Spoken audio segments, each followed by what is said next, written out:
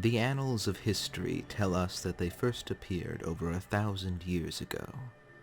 The dwarves encountered them first, at a time when their subterranean empire stretched the length and breadth of Thedas.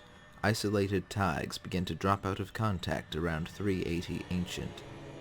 By the time the rulers of the dwarves realized they were under attack, their empire was besieged by a seemingly endless horde, murderous, merciless, and bloodthirsty. The survivors described monsters, beings that exude poison from every pore, who thrive in the dark, who mutilate and devour the dead. Tig after tig, city after city fell. The creatures used the highways of the dwarves to spread to almost every corner of the continent, until only 2 dwarven cities remained unspoiled. When they rose to the surface, a great dragon flew at the head of the horde, the intelligence that directed them and drove them onward. The people of Tevinter looked upon this archdemon and saw the shape of their god, corrupted and twisted. Dumat, dragon of silence, had come to wreak destruction and death upon them. This was the first Blight. What we know about the origins of the Darkspawn comes largely from stories. The Blight corruption that suffuses the creatures and sustains them may be far more ancient than the known Blights, but little is known. According to the teachings of the Chantry, the Darkspawn were created when the 7 high priests of the old gods of Tevinter, known as the Magisters Sidereal, attempted a ritual to breach the veil of the dream world of the Fade so as to walk the Golden City in physical form, lured by the whispers of the old gods. This was the second sin. There they encountered the Maker, who castigated them for their hubris and cast them out twisted and deformed. But when they took a single step toward the empty throne, a great voice cried out, shaking the very foundations of heaven and earth. And so is the Golden City blackened with each step you take in my hall. Marvel at perfection, for it is fleeting. You have brought sin to heaven, and doom upon all the world. Violently they were cast down, for no mortal may walk bodily in the realm of dreams, bearing the mark of their crime, bodies so maimed and distorted that none could see them and know them for men. These were the first Darkspawn, who retreated deep into the earth and sought out the prisons of the dreaming old gods that had led them astray, afflicting Dumat with the corruption of the Blight and transforming him into an archdemon. Thus began the Blight, according to the Chantry at any rate. There is some confirmation of this story, as at least some of those ancient magisters have survived to the present day, as twisted and corrupted as the stories tell. Corypheus, the conductor, ringleader of the magisters, claimed that the city was empty, and they found only darkness and corruption inside, but even his memory of events may be untrustworthy. The architect does not appear to remember his origins at all, as he speaks as if he had always been a Darkspawn.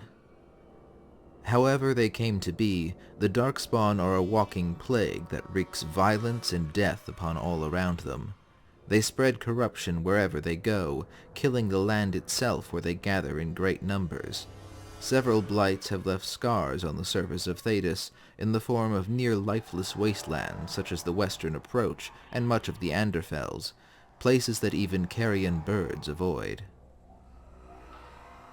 The Blight itself sustains the Darkspawn. They require no food or water to survive, and they do not age. Their flesh regenerates from wounds that don't kill them outright. Some Darkspawn have been known to regrow whole limbs with time. Fighting Darkspawn is incredibly dangerous even in victory, as the Blight may easily spread from their black blood and diseased flesh. If Darkspawn blood gets in the eyes or mouth or an open wound, it is almost always a death sentence. Only the Grey Wardens, who take the Blight upon themselves in a special ritual, can resist its effects for a time. If those infected do not sicken and die outright, they become ghouls, Their bodies will deteriorate along with their minds as the Blight's influence takes hold. These ghouls may even fight alongside the Darkspawn against their own people. Animals may be similarly infected. Blighted creatures like the Berescarn, an infected bear, often accompany the passage of the Darkspawn through an area. The Blight is not merely a physical affliction. It binds the minds of all Darkspawn into a collective awareness, an awareness dominated by the song of the old gods. The Darkspawn are drawn by the song, unable and unwilling to resist its compulsion, as are all things afflicted by the Blight. That compulsion draws them deep into the earth, where they dig to reach those hidden chambers where the old dragon gods are said to have remained imprisoned for millennia. When they find one, they free it, and the Blight transforms them into an archdemon that takes command of the Horde, driving them to rampage on the surface at its direction until the archdemon is slain. Without an archdemon, the Horde will return underground to search for the next of the remaining old gods. The stragglers lack the cohesion provided by the archdemon and will often fall to infighting for dominance, as individual Darkspawn are driven primarily by instinct and violent impulse. Nonetheless, they can be surprisingly cunning. They do not have much in the way of a culture, aside from the crude idols, totems, and banners they sometimes construct in the image of the old gods, and only the most rudimentary of social structures. Most Darkspawn are not capable of speech, and those that are generally have no interest in civilized discussion. In Tevinter, there were attempts to capture and interrogate Darkspawn capable of speech in an effort to understand what the Darkspawn wanted, or even negotiate with them. In one such record, the creature only used its speech to taunt and distract its captors until it was able to break free. "There is no talk, no negotiation. You will die. Your world will die. Now you understand," it said as it broke the neck of its interrogator. It killed 4 more men before it could be slain, and more would die by infection from the Blight carried in its blood. There are several different types of Darkspawn to be found in the Horde, but to explain them we must first explain the uniquely horrific ways the Darkspawn grow their numbers. As a species, Darkspawn are asexual and incapable of reproduction. Instead, their female victims are co-opted for this purpose. A captured woman is infected with the Blight and forced to consume Darkspawn tissue and flesh. The full content of the process isn't known, perhaps for the best, but the victim soon begins a grotesque mutation. Their body bloats to horrific size, new appendages and growths emerge, their minds are taken by insanity and the Blight. Soon they will willingly kill and devour their own loved ones. This tormented creature is a Broodmother.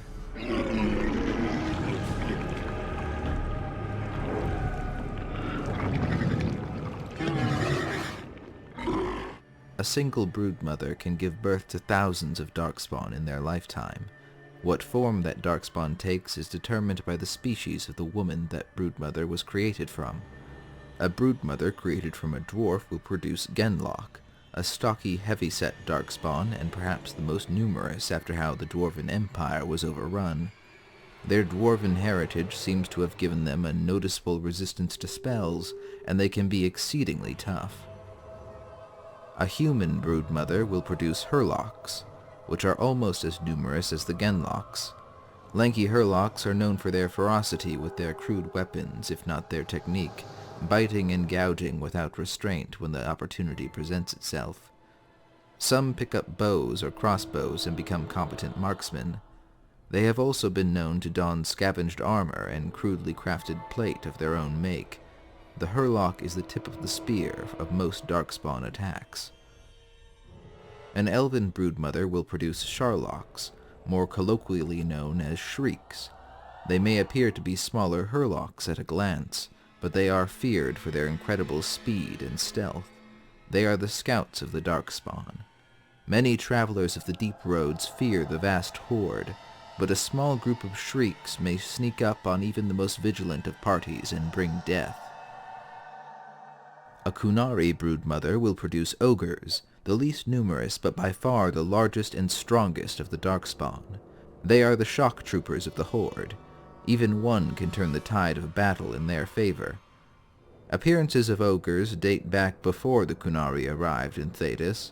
It is believed that a group of Kossith, a name for those people before the rise of the Kun, traveled far south and established a short-lived settlement in the Kokari wilds around 410 Ancient, and they were overtaken by Darkspawn during the first Blight. Among a brood of newborn Darkspawn, there will be a fight for dominance. Every once in a while, a single Darkspawn kills its entire brood. These are alphas, larger and stronger than their lesser kin. Alphas can often be found leading smaller bands of Darkspawn. Very rarely, out of dominance fights between alphas will emerge a Darkspawn that kills all comers, an Omega, even stronger and more resilient, capable of commanding larger groups of Darkspawn. Emissaries also guide the Horde in absence of an archdemon, the most intelligent of the Darkspawn. They are the only Darkspawn known to be consistently capable of speech, and the only ones capable of casting spells.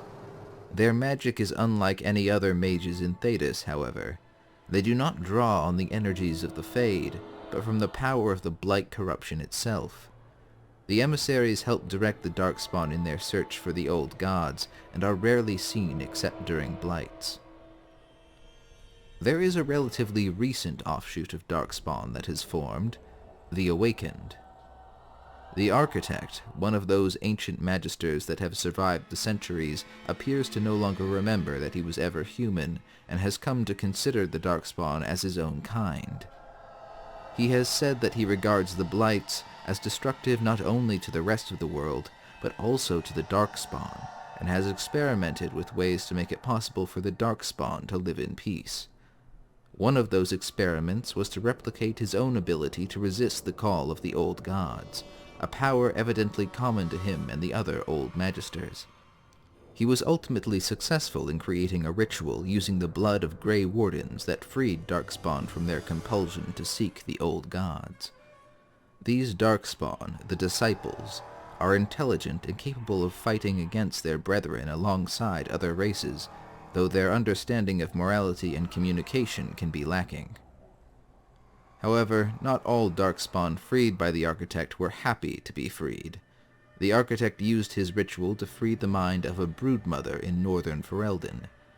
Given the process that transforms a once normal, healthy woman into a Broodmother, it should not surprise anyone but the Architect, who struggles to understand non-Darkspawn psychology, that she emerged from the call's influence utterly insane. Obsessed with taking revenge on the Architect for taking the song away from her, the Mother, as she was called, gathered like-minded awakened Darkspawn and initiated a war against the Architect in 931 Dragon. The ritual appeared to have caused an unusual mutation in her, because she has developed insect-like limbs and given birth to a never-before-seen breed of Darkspawn known as the Children. The Children begin as grub-like creatures that swiftly grow long limbs that allow them to attack with disturbing speed and strength. Thankfully, the Mother and her children were wiped out by the Grey Wardens of Ferelden.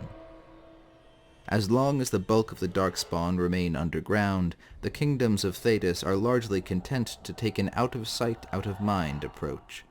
The Darkspawn are a dwarven problem, they will say, between Blights, despite the constant warnings of the Grey Wardens. The Blights are so traumatic that none wish to contemplate the perhaps impossible task of purging the Darkspawn from the deep roads. But Darkspawn do not grow old, and each captured broodmother may produce thousands of them over her remaining lifespan. The diseased horde only grows larger. Perhaps the Grey Wardens will defeat the remaining Blights and kill the archdemons, but what then? When no call of the old god summons the Darkspawn back to the depths of the earth, what will the Darkspawn do? Will it be a Blight without end? An endless horde of Darkspawn poisoning the world and everything in it? Even if some Darkspawn like the Awakened can be taught to exist peacefully, their very presence is a poison. Nobody knows the answer, but everyone knows the dread of the Darkspawn, a horror that cannot be understood or reasoned with, creatures that act without understanding of empathy or concept of mercy. The people of Thedas can only pray that the Grey Wardens will find some way to protect them. Well, I did my best to get across the horrific nature of the Darkspawn. They're kind of an interesting case to me because they stray so close to just being a generic orc archetype in terms of being the evil monster race that can be killed without moral concern, but with a dash of body horror and existential dread attached, so they can manage to stand out among such examples. Now, I would like to note some things here. There was a substantial redesign of the Darkspawn after the first game, and I tried to use the new designs where I could in this video, since those seem to be the ones the developer is sticking with. And part of that redesign seems to be that the emissaries are their own breed of Darkspawn instead of being Genlocks and Hurlocks. That has never really been fully confirmed, but maybe I'll make a discussion video about it. Well, that's it. Thanks for watching. Have a nice day.